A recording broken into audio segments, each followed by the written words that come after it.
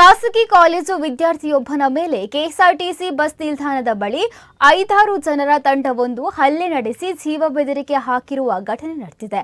April 22ರಂದು ಸಂಜೆ ಆದಿಲ್ ತನ್ನ ಸ್ನೇಹಿತರಾದ ಸುಹೇಲ್ ಮತ್ತು ಅಜಾರ್ರೊಂದಿಗೆ ಪುತ್ತೂರು ಕಸಬಾ ಗ್ರಾಮದ ಕೆಎಸ್ಆರ್ಟಿಸಿ ಬಸ್ ನಿಲ್ದಾಣದ ಬಳಿ ಚಹಾ ಕುಡಿಯುತ್ತಿದ್ದರು.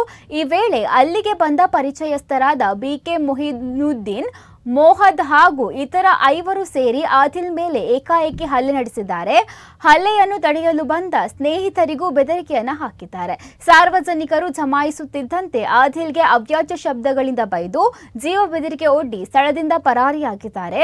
ಕೆಲವು ತಿಂಗಳ ಹಿಂದೆ ಕಾಲೇಜಿನ ವಿದ್ಯಾರ್ಥಿಗಳಿಗೆ ಮೊಹಿನುದ್ದೀನ್ ಮತ್ತು ತಂಡ ಹೊಡೆಯುತ್ತಿದ್ದಾಗ ಆದಿಲ್ ಮಧ್ಯ ಪ್ರವೇಶಿಸಿ ಗಲಾಟೆ ಬಿಡಿಸಿದ್ದರು. ಇದೇ ದ್ವೇಷವನ್ನ ಮನಸ್ಸಿನಲ್ಲಿಟ್ಟುಕೊಂಡು ಈಗ ದಾಳಿ ನಡೆಸಲಾಗಿದೆ ಎಂದು ದೂರಿನಲ್ಲಿ ತಿಳಿಸಲಾಗಿದೆ. ಗಾಯಗೊಂಡ ಆದಿಲ್ ಪುತ್ತೂರು ಸರಕಾರಿ ಆಸ್ಪತ್ರೆಯಲ್ಲಿ ದಾಖಲಾಗಿ ಚಿಕಿತ್ಸೆಯನ್ನ ಪಡೆಯುತ್ತಿದ್ದಾರೆ. ಜೀವ ಬೆದರಿಕೆ ಮತ್ತು ಹಲ್ಲೆ ಪ್ರಕರಣ ದಾಖಲಾಗಿದ್ದು ಪೊಲೀಸರು ತನಿಖೆಯನ್ನು ಮುಂದುವರೆಸಿದ್ದಾರೆ.